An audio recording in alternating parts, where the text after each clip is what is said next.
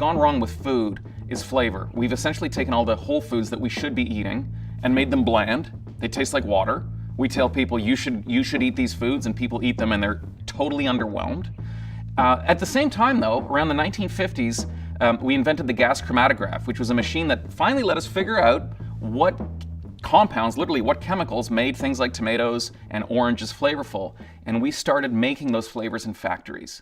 And we are now adding those flavors to all sorts of junk food, everything from fast food to things like potato chips and Doritos and soft drinks. So we've seen the flavor of natural foods go like this, and we've seen the flavor of junk food, processed food, go like this. So if you look at it that way, it's really not that much of a surprise that so many people are making such bad food choices, because we're all driven by a desire for flavor, and flavor is what we've changed. North America's weird in that we insist that food be absolutely rock bottom cheap. If you look at any other market, that's just not the way it is. People tend not to buy the cheapest shoes they can find. Most people don't buy the cheapest car that's available. Most people don't buy the cheapest clothes. And yet when it comes to food, which is going inside your body, which we know has lifelong consequences in terms of, morbidity, disease, the length of your life, people buy the cheapest food.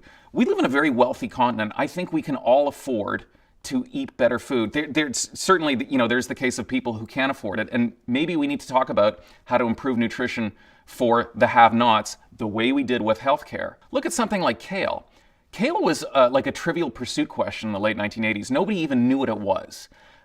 It's such a popular trend that you can actually laugh at it now, but this is an incredibly exciting and positive thing. Millions and millions of North Americans are eating exactly the kind of green leafy vegetable they should be eating, and it's coming from them. They're saying, I want to eat this. So I think that's where the change will come from, is the consumers, because there are revenue streams and business will be there. If people say they want it, business will provide it. I traveled to Chile to visit my brother. He'd moved down there. He was a stringer for a newswire company. And we spent the weekend on a beach on the Pacific Ocean, a little ways away, about 2 or 3 hours from Santiago. And he bought a big Argentine steak, because everybody in Chile knew the best steak comes from over the border in Argentina. And we grilled it over coals on the beach, and I remember biting into it, and it was the kind of flavor experience where you don't talk about how great it is, you just sort of stop talking. You're absolutely humbled and stunned. And initially it was a very simple thing, like, why does this steak taste good and how can I get another? And it led me to a total all-consuming obsession with flavor. I actually think it's impossible to describe flavor. We do it all the time. We do it with wine. You go into coffee shops now and there's all these little notes about it tastes like, red currant and wet leather or whatever. It's really hard for me to tell you how it was beefy. It just tasted more like steak. It was clean. It was juicy.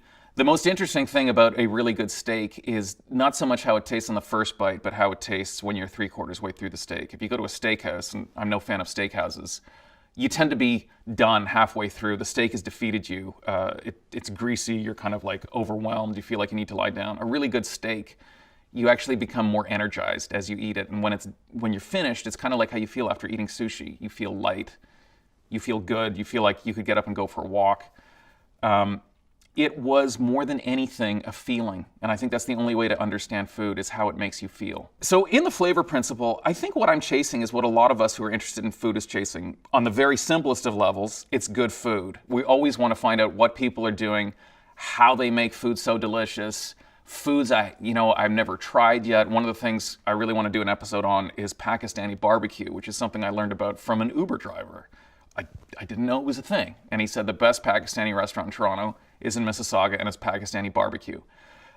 We're all curious on some level to, what are people doing? What out there is amazing that I haven't experienced yet? But it's also getting underneath it, which is to understand why. And the why encompasses so many things. There's flavor science, there's food science, but there's also history, there's anthropology. Everything comes together. The reason food is such an interesting subject is because it's the lens through which literally you can see the world.